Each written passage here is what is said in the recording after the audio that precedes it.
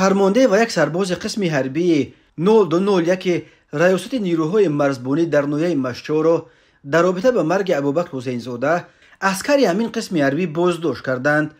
ابوبکر حسین زاده 22 ساله روز 4 آگوست در شرایط نامعلوم در قسم حربی هلاک شد. داستانی حربی ولایت سوخت تحقیق مرگ نواسکری نیروهای مرزبانی رو شروع کرده است و در رابطه با این قضیه 2 نفر، یک فرمانده و یک سرباز به اسب گرفته شدند. بنا به اطلاع داستانی آنها در قصد رسانیدن ضرر وزنی به سلامتی و ویران کردن قاعده های آیین‌ناموی مناسبت های بین همدیگری خدمتیان حربی متهم می شوند. بعد دارشونده ها تا 17 سال زندان تهدید می کند. یک مفتش دادستانی حربی سوخت روز 22 آگوست سال 2023 بدون ذکر نامش به رادیو آزادی گفت تفتیش پیشکی ادامه دارد و به خاطر خلل نرسانیدن به جریان تفتیشات از آوردن نام بازداشت شده ها و جزئیات پرونده خودداری میکنیم. مراد حسینوف پدر سرباز ففتیده روز سه‌شنبه 22 آگوست به رادیو آزادی گفت او را همچون جبر دیده به دادستانی حربی ولایت دعوت نمودند،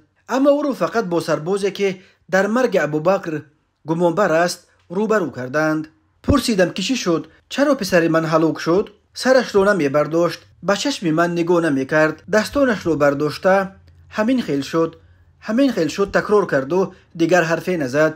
با دیگر حرفای من جواب نمیداد، خاموش می ایستاد. من از مفتش پرونده خواهش میکنم که این حالت را با جدیت بررسی کنند، گفت پدر ابوبکر. جسد ابوبکر 22 ساله سرباز قسم حربی نیروهای مرزبانی واقع در نویه مشچورو روز 5 آگوست به پیوندانش سپردند. مقامات رسما حادثه مرگ سرباز را شرح ندادند، ولی هنگام سپردن جسد سردار قسم مرزبانی گفته است ابوبکر در دالان بنای قسم نظامی ناگهان افتاد و مرد. پدر سرباز ففتیده به این باور ندارد و میگوید در پشت سرش داغ ضرب سخت نمودار بود.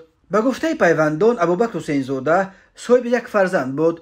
بهار امسال پس از ختم دانشکده داوطلبانه به ارتش رفته بود. او نیت داشت که پس از خدمت در بانک‌های محلی کار کند. مرگ سربازان تاجیک در صف نیروهای مسلح حادثه نو نیست. در گذشته هم در نتیجه تصادف و مناقشه به هلاکت رسیدن عسکران مشاهده شده است. تا کنون 10 سرباز و خدمتیان حربی برای لطکوب هم خدمت یا زیردستان خود مجازات شدند. حکومت تاجیکستان ماه اکتبر امسال به سازمان ملل گفته است که از سال 2019 تا 2021 از سبب رعایت نشدن آیین‌نامه نظامی بیشتر از 100 سرباز به هلاکت رسیدند. در مدت 3 سال 639 مقام رسمی و فرمانده تاجیک برای پنهان داشتن جنایت‌ها در قسم‌های نظامی به جوابگری کشیده شدند و یا تنبیه گرفتند.